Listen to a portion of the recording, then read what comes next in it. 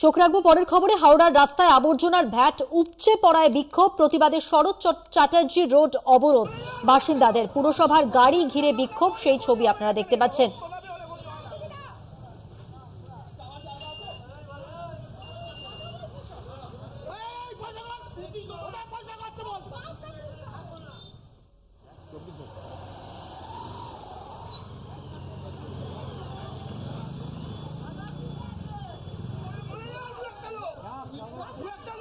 প্রতিনিধি জগন্নাথ সামন্ত রয়েছেন টেলিফোন লাইনে। জগন্নাথ, আমরা পরিস্থিতির ছবি তো দেখতেই পাচ্ছি, বিক্ষোভ দেখাচ্ছেন বাসিন্দারা, একদম অতিষ্ঠ হয়ে যাওয়ার মতোই অবস্থা।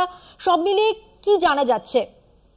দেখো, একেবারে তোমাকে বলে রাখতে পারি যে পরিস্থিতি তৈরি হয়েছে হাওড়া শহর জুড়ে, একেবারে ভয়ানক পরিস্থিতি। ময়লা আবর্জনা প্রত্যেকটা ভ্যাটে উপচে পড়ছে এবং রাস্তা চলে যাচ্ছে। শরৎ চ্যাটার্জি স্ট্রিটে সকালবেলা বাসিন্দারা তারা অবরোধে নেবে, কেননা যেভাবে দেখছো তুমি রাস্তার ওপর ময়লা আবর্জনা পড়ে রয়েছে, গন্ধে দুর্গন্ধে তারা রাস্তা দিয়ে যাতায়াত করতে পারছে না। তবে মুখ্য প্রশাসক ডক্টর সুজয় চক্রবর্তী যেটা জানাচ্ছেন যে প্রতিদিন 650 মেট্রিক টন ময়লা আবর্জনা জমা হয়, যেটা গত 2-3 দিন ধরে তোলা হয়নি, অর্থাৎ 1200 মেট্রিক টন ময়লা আবর্জনা জমে গেছে, যেখানে পরিষ্কার করতে তাদের অসুবিধার মধ্যে পড়তে হচ্ছে দুদিন বন্ধ থাকায়। তবে 15টি নতুন ডাম্পার আনা হয়েছে, যাতে করে কলকাতা ভাগাড়ে দিন এবং রাতে মিলে ময়লা আবর্জনা পরিষ্কার করা হবে। হাওড়া শহরে যেখানে যেখানে ময়লা আবর্জনা পড়ে রয়েছে পরিষ্কার করে দেওয়া হবে সোমবারের মধ্যে, অর্থাৎ দিন আর রাত্রিরে কাজ হবে এই ডাম্পারগুলিকে দিয়ে। তবে যেসব ডাম্পার পুরনো রয়েছে সেইগুলি কলকাতা উঁচু রাস্তায় যা ময়লা আবর্জনা নিয়ে যাতায়াত করতে পারছে না, যার জন্য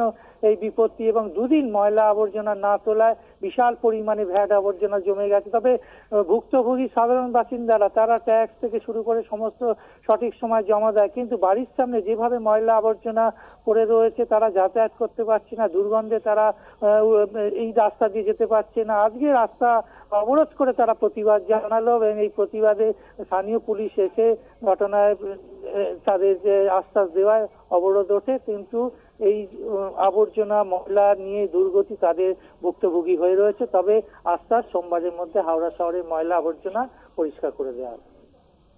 ধন্যবাদ। কথা বললাম প্রতিনিধি জগন্নাথ সামন্তর সঙ্গে।